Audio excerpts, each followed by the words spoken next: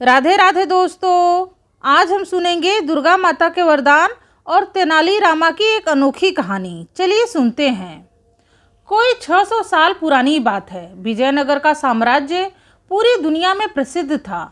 उन दिनों भारत में विदेशी आक्रमणों के कारण देश की जनता बड़ी ही मुश्किल में थी। हर जगह लोगों के मन में दुख चिंता का अजीब सा डर बना रहता था।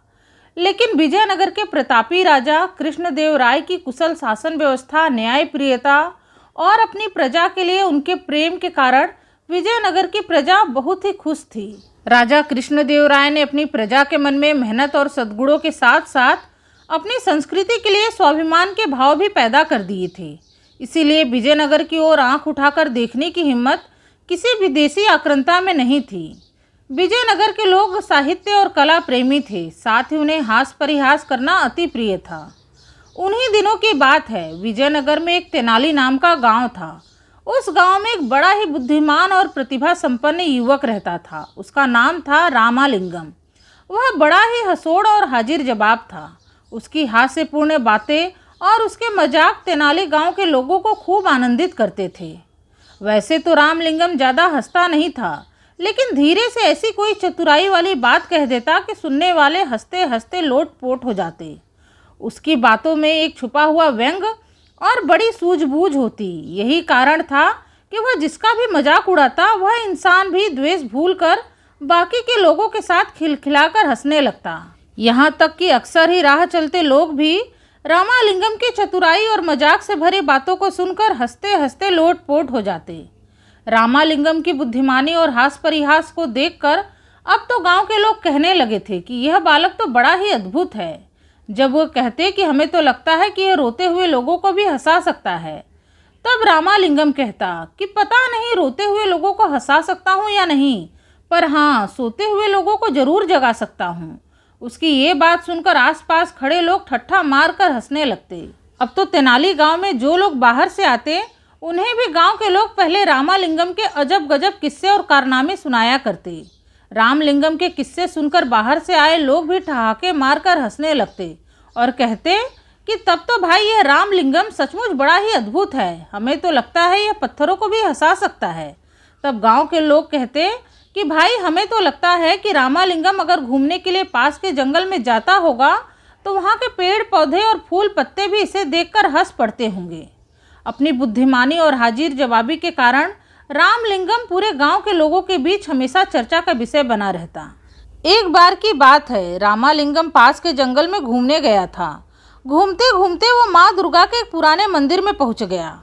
उस मंदिर की बड़ी मान्यता थी और दूर दूर से लोग वहां माँ दुर्गा के दर्शन करने के लिए आया करते थे। सबका मानना था कि उस मंदिर में साक्षात माँ दुर्गा निवास करती हैं।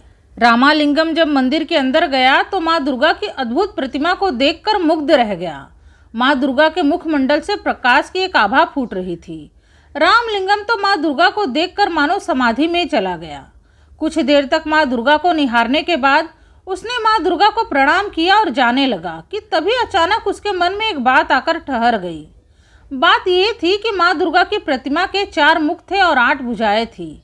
इसी बात पर उसका ध्यान गया और अगले ही पल उसकी बड़े जोर जोर से हंसी छूट गई। रामलिंगम को इस तरह हंसते देखकर माँ दुर्गा को बड़ा कौतुक हुआ। वे उसी समय प्रतिमा से बाहर निकल आई और रामलिंगम के सामने प्रकट हो गई और उससे पूछने लगी कि बालक, अचानक तू इतना हंसने क्यों लगा?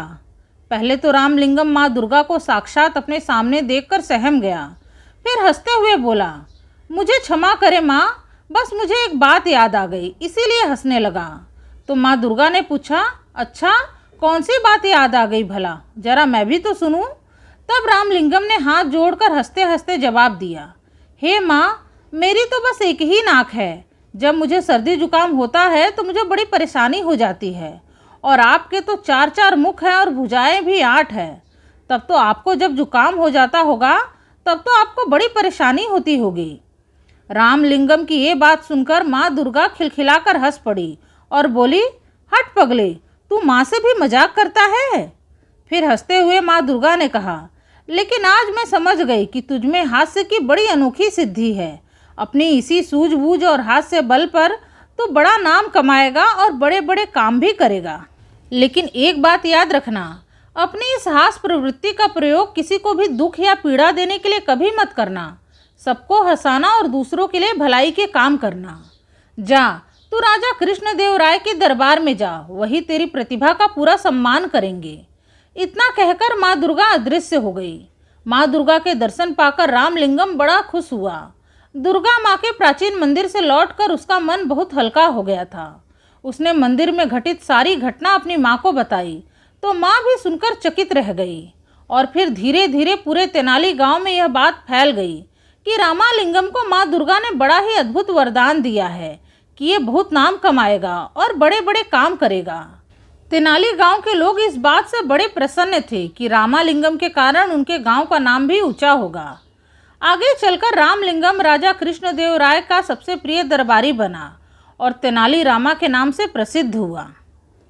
तो दोस्तों, ये थी आज की कहानी। उम्मीद है आप लोगों को आज की कहानी पसंद आई होगी। कहानी पसंद आई है तो प्लीज़ इस वीडियो को लाइक करके मेरे चैनल को सब्सक्राइब कर लीजिएगा। आपसे मिलूंगी अपने अगले वीडियो में एक नई कथा कहानी के साथ। तब तक के लिए राधे राधे, धन्यवाद।